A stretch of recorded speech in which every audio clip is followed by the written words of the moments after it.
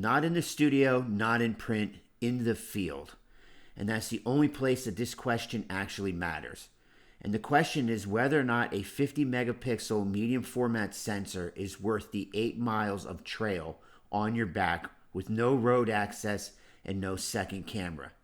And I've been shooting medium format long enough to know the answer isn't simple. The GFX doesn't get lighter, and I feel it after the first mile, and I feel it in the last mile. Cumberland Island made me earn every frame, and this is what I found out.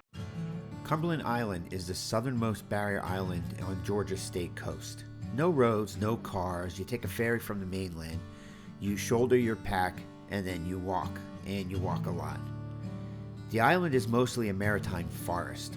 Live oaks that have been growing for centuries, Spanish moss draped from every branch, long corridors where the trail and the light comes in filtered and fractured and unpredictable.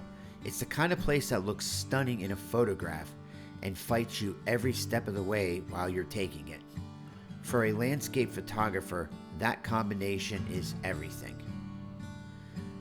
So the question I wanted to answer really wasn't about Cumberland Island. It was about whether 50 megapixels changes anything in the field that actually matters, whether the files are meaningfully different from what I get from a well-exposed 24 megapixel frame.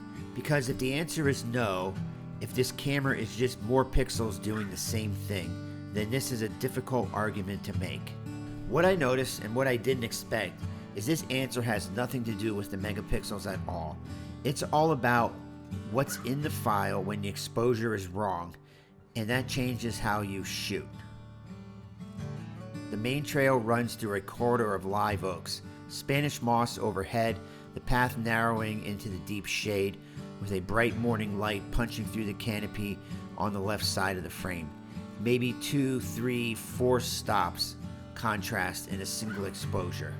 So on a 24 megapixel sensor, you make a trade. You expose for the highlights, the shadows go dark, you pull them in post, and you pay for it with noise.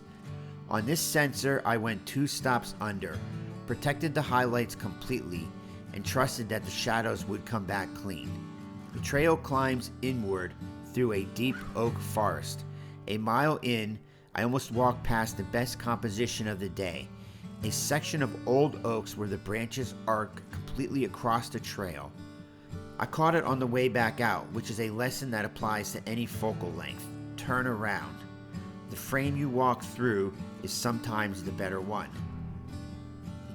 By midday, the light had turned hard when I was working through the Nightingale Trail, and the long lens compressed far into the tree line, and the contrast was brutal.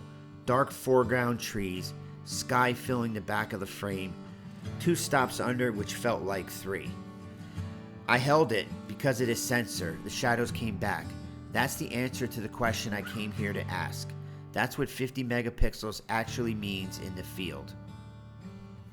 Late afternoon, the clouds moved in and the light went flat, overcast.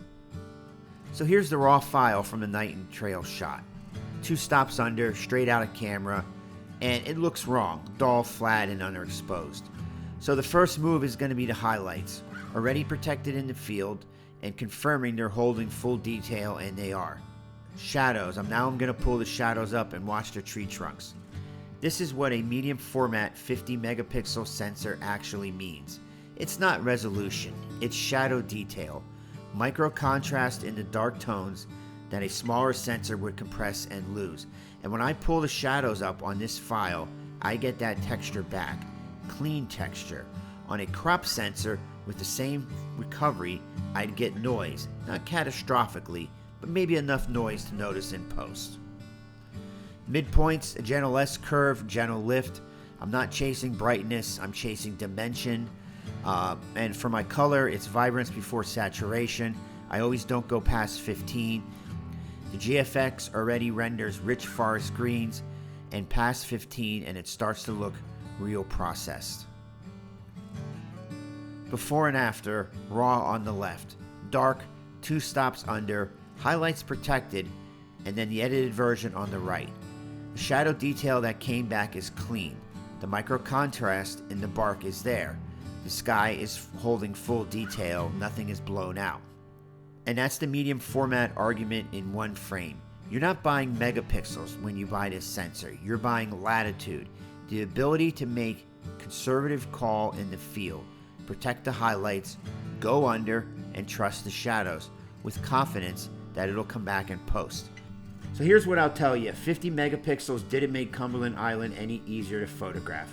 The light is difficult, the contrast is still a problem, you still have to make the right call at the moment of exposure. But what this sensor gave me was a margin for error I didn't have before.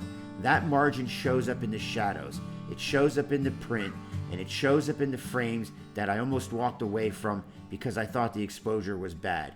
And after 30 years of shooting landscapes, that margin matters to me more than the resolution.